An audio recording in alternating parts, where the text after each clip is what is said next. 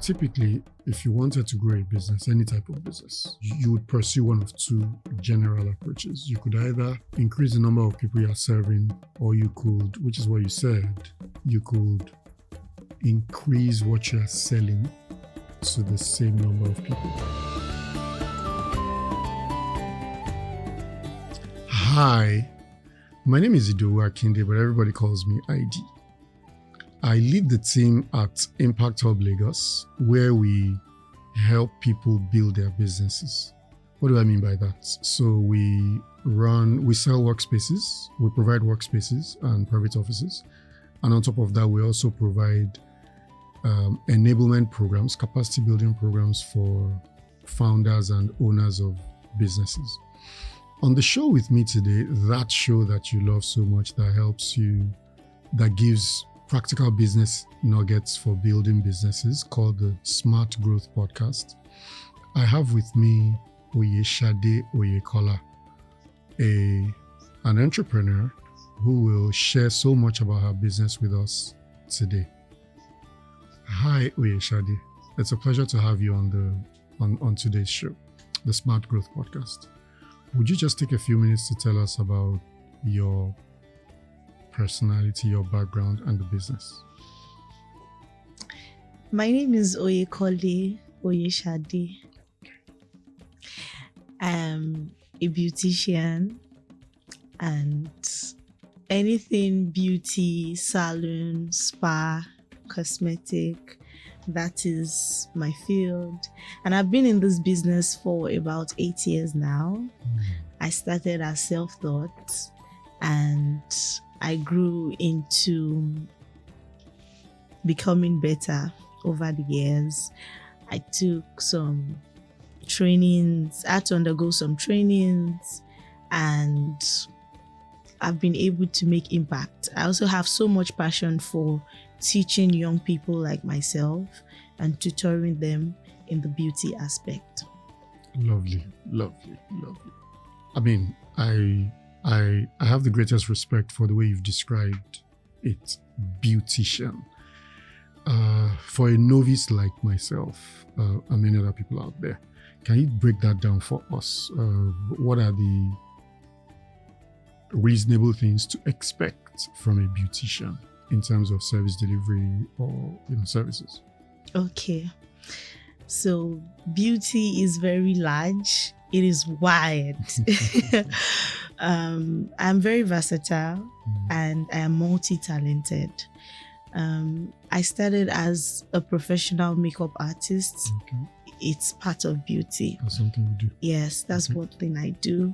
Okay. Then I moved into hair business, making hair any kind, dreadlocks, natural hair treatment. I'm a natural hair specialist. I'm a very strong advocate for natural hair.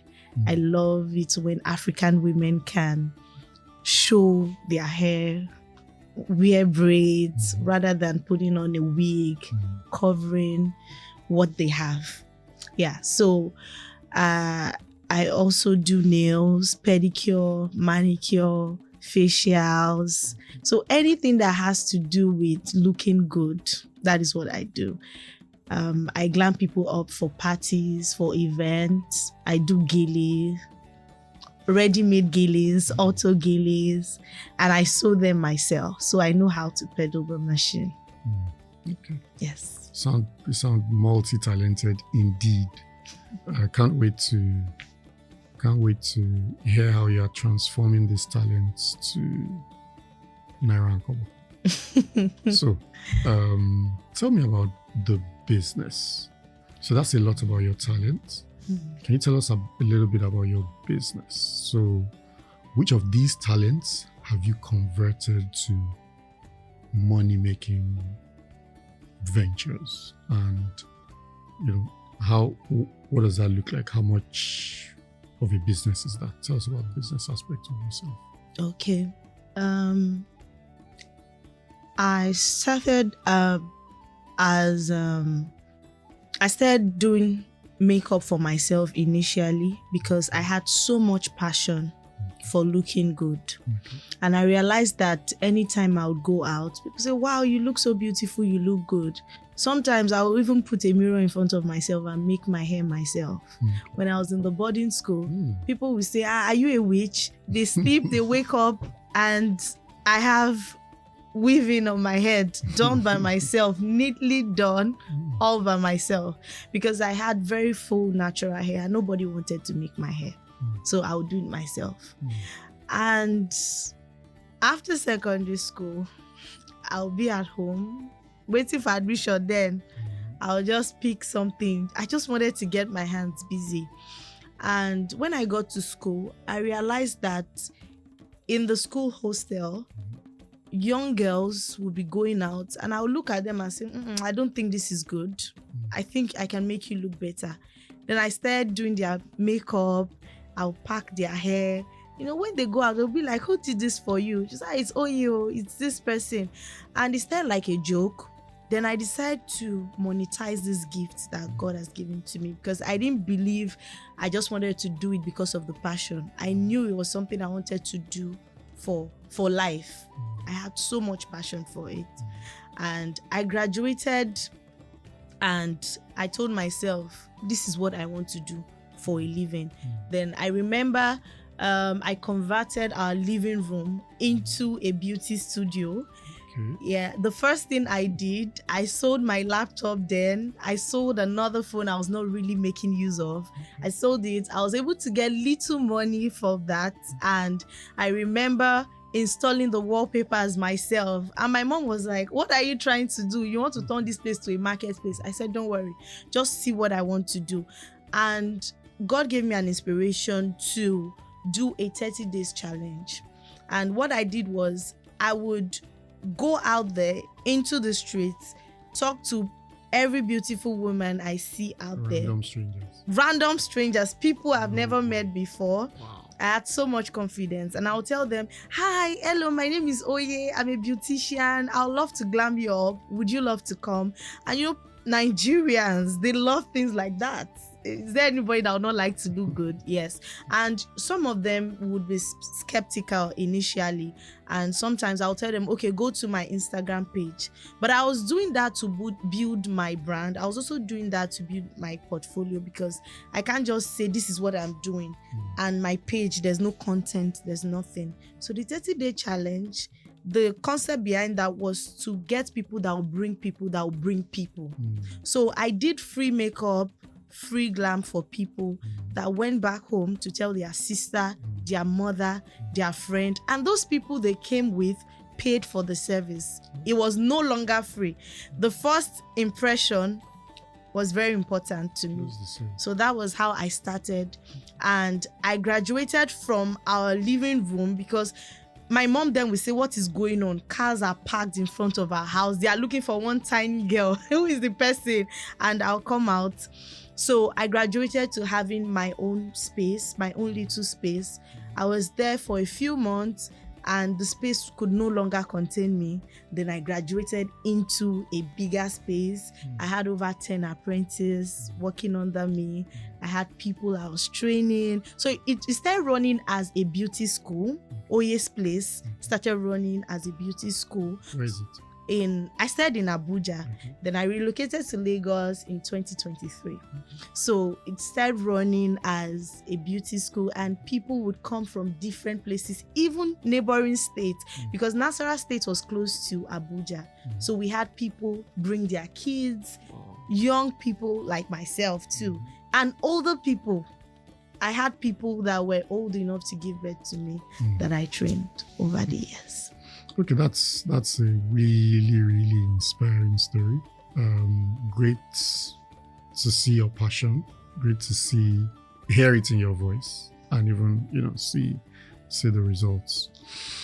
If we were to drill down into the numbers in your business, what's the average number of clients that you process on a monthly basis?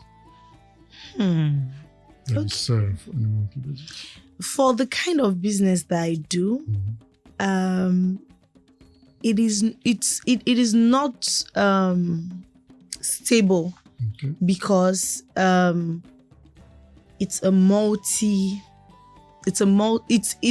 lot. Let me put it that way. But then I should have about 30 clients average in a month. Okay. And that is when I don't do so much. So our job comes like contract sometimes. It could be a wedding and a bride will say, I have 10 people, so I want to do makeup in just one day. In that one day, we could earn 1 million.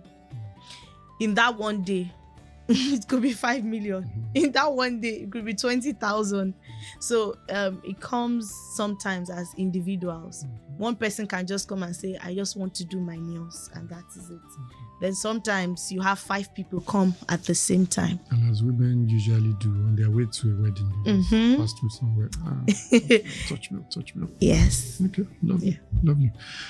So that's average of 30 people. Gross revenue, just a.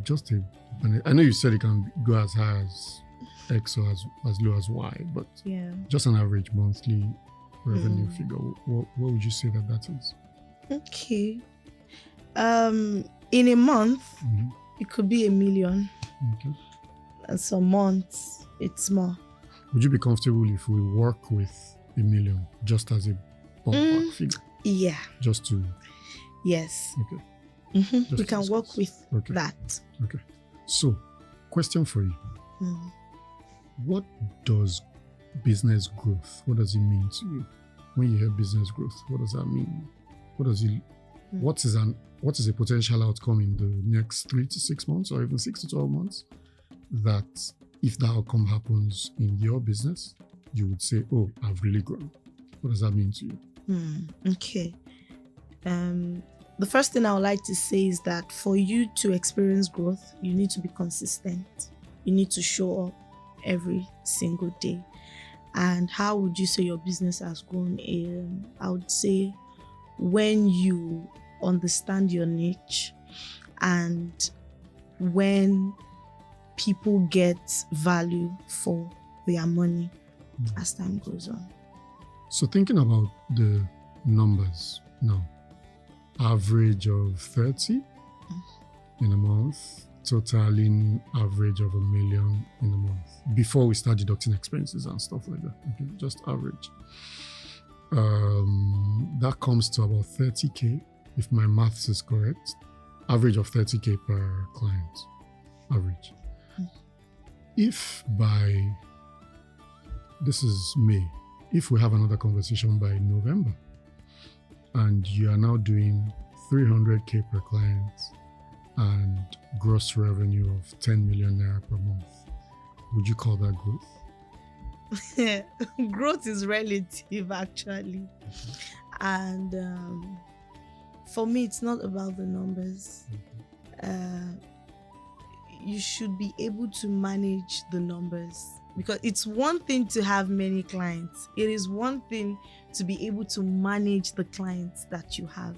So I rather have 30 people that I can give value for their money than have 300 people that I don't have enough capacity to manage.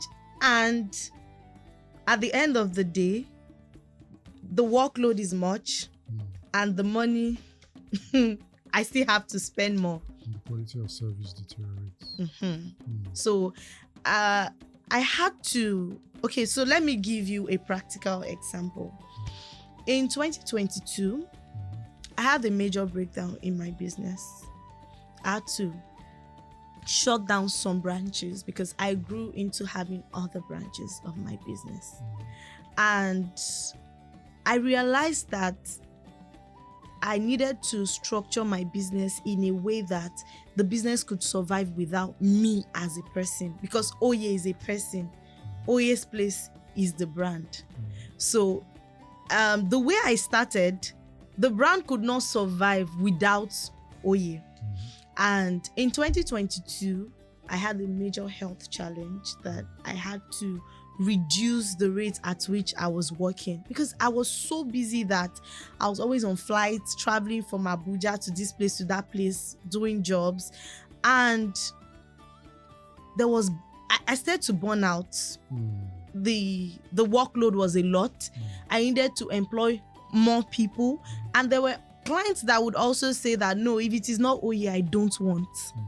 So I started having many more clients, but because they could not get the value that they wanted, I started losing them because I could not manage the workload.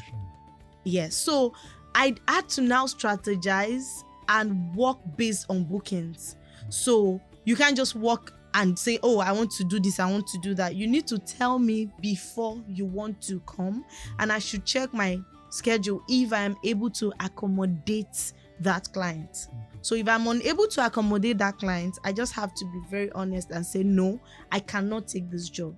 Because imagine taking it, sometimes it could be, the pay might be really attractive and tempting, but the truth is, for what reason? Why should I take money and at the end of the day, I cannot deliver? It's not worth it. Okay, that's interesting.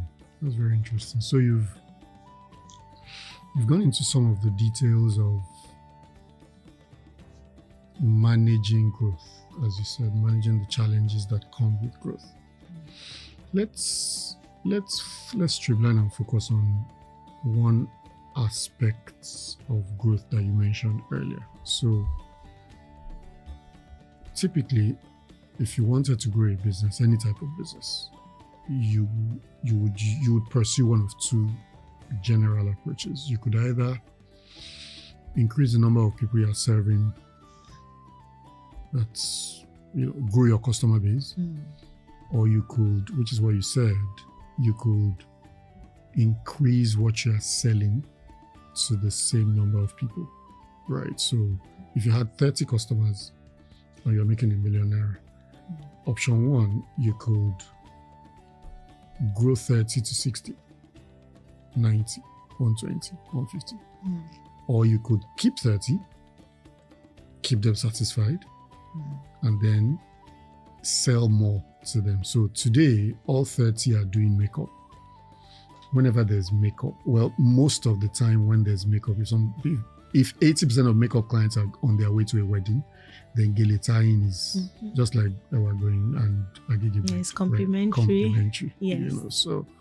So can you tell us about that? Have you seen such trends in your own personal business journey? Have you seen instances where you saw an opportunity to add complementary services? And if that's the case, how did you manage that? Okay. I think it's a strategy that has really worked for me for so many years. And that was how I was able to grow into doing other businesses. A client could come and say, I want to do makeup. Sometimes they even tell you, I want to do only gele. And I'll say, no, how will you tie only gele? I need to do your makeup. Say, no, I don't do makeup. I say, no, just a little touch up. And it will go a long way. And sometimes they will tell me, okay, come to my house. When I know the client is staying very close to me, sometimes I convince them to come over, because I know that when they come, I have trained my staff to do marketing. So you look at the client, auntie, you did not fix your nails. We fix their nails. Auntie, this your hair. We sell egg hair product. Sometimes the clients will end up spending ×3 of what they want to do. And sometimes when I go for home service, a client will say, oh, okay, I want to do my makeup, blah, blah, blah, blah, blah. I'll say, okay. Then they will tell me, can you come back so time? If that time is not convenient for me, sometimes I will tell them that, instead of always getting a makeup artist, I could train you for just, some of them will say, okay, I don't even live in Nigeria. It's always difficult to get a makeup artist when I travel back. I said, okay, I could do virtual classes for you and just pay for 4 sessions and we are good to go. Some will say, oh, I don't believe it's true. Then I'll show them testimonials from people I have trained virtually and, okay, how to do your eyebrows. And at the end of the day, I go back home with extra cash. Sometimes I'll also tell them, do you have a sister who is also going for the event? It won't be so good doing just one person. So to cut cost of transportation, let's have many more people. I could come with my assistant so that we have more people to attend to. So it's a strategy. That's fantastic. At this point in time, what are your growth goals? What do you want to achieve? What do you want to see in 6 to 12 months time for your business? Okay. I want to be able to sell products in my name, products that I produced myself. Yes, I'm working towards that. I want to be able to put something out there beyond my service, something that I produce with my hands. Yes, I also want to be able to conquer Lagos as a whole. Yes, as a whole. It's been 1 year and 6 months I moved into Lagos from Abuja. Relocating hasn't been so easy, but then I'm grateful for growth. That's what I would say. And I would say that there are so many opportunities in Lagos, and I think I've met people that also value my craft and understand that they get value for their money. Okay. Hopefully in 6 months, maybe 12 months, when we have another conversation, your name will be out there on many products, and they will be so viral. Amen. That before you even walk in the room, you'll be like, oh, that's the lady with that particular name. Like, of course I know that name. I saw it in the supermarket, I saw it on TV, I heard it on radio. Hopefully. Okay. Amen. Thank you so much. We're here to support you. We're rooting for you. We wish you the very best. Thank you. Thank you.